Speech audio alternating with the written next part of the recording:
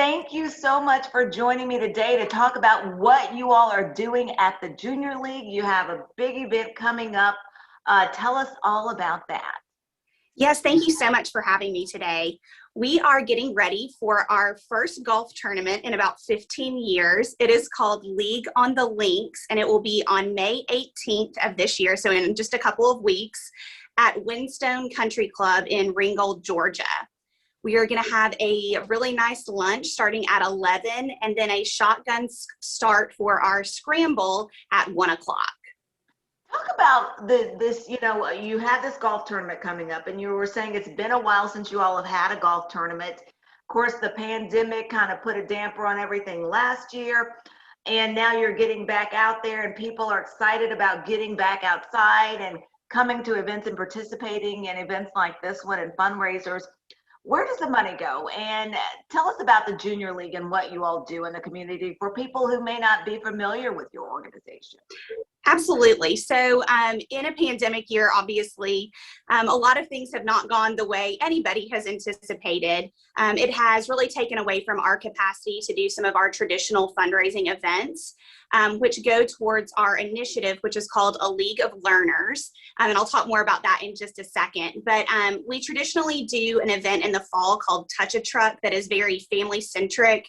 We have trucks and different types of vehicles from all over the community, from fire trucks to cranes to dump trucks to garbage trucks to police cars that come out, and we allow kids to kind of crawl all in them, touch them, get in them, honk the horns, make the sirens go. So it's a really fun event, but because of the nature of the pandemic and concern for spread, and because of the concern of the large turnout that we typically have for that, we obviously had to go away from that. So we were looking for a way to really allow us to fundraise, but in a safe way with all of the COVID considerations. So obviously being outside is a great way to help us mitigate some of that risk. So a League of Learners is our initiative that we are helping to fund through this golf tournament. And the League of Learners has been Chattanooga's Junior League's mission for the past several years. And we really are trying to develop lifelong learners in the Chattanooga community. The nice thing about that is it can take on a lot of different iterations. And so we have been able to partner with a lot of other area organizations in order to further expand our reach. So some of those initiatives have included building free little libraries in a lot of different areas in Chattanooga over the past several months. We've partnered with Chattanooga Girls Leadership Academy to help do some of their virtual interviews and presentations this year. We've had partnerships with Girls Incorporated, trying to help facilitate opportunities for girls that are involved in that program as well.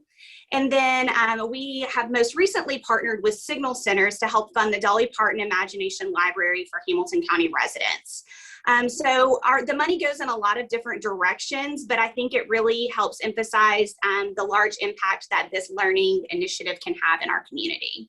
And that's so important. I was listening to that when you started talking about the different schools and organizations that you've partnered with, how important that is. And when we start talking about, learners and lifelong readers and learners and, really getting able to reach into some of these communities to expand those opportunities for students who may otherwise not have these same opportunities as some kids have, but they have the same skills and the same abilities, but they just need those doors open and those opportunities.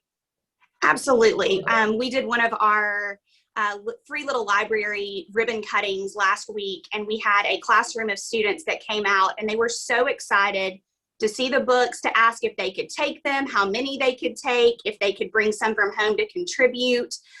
They were excited to see them in some different languages that they may speak at home versus in school. And so really think just our opportunity to help provide some of those additional opportunities to children in our community is a really great thing for us. I still say that there is nothing like actually holding a book in your hand and reading it, despite all the technology that we have today. I still like sometimes to get a book. And as you said, kids do as well sometimes. I remember going out and reading, and kids still like actually having sometimes those books in their hand. And like you said, there's the different books, whether it's in different languages or whatever the case may be. And that's, like you said, part of the just the overall mission of Junior League and what you all do in this community. Yes, absolutely. I was very fortunate growing up, and I know a lot of us were, to have had teachers and other adults that really tried to invest in our learning and invest in our opportunities. Some of my elementary school teachers were so great about really fostering a love for reading in me personally. And so I think if we can help foster that in other children, the better off our next generation is going to be, because if you have the capabilities to read and comprehend, you can really do a lot of different things in this world.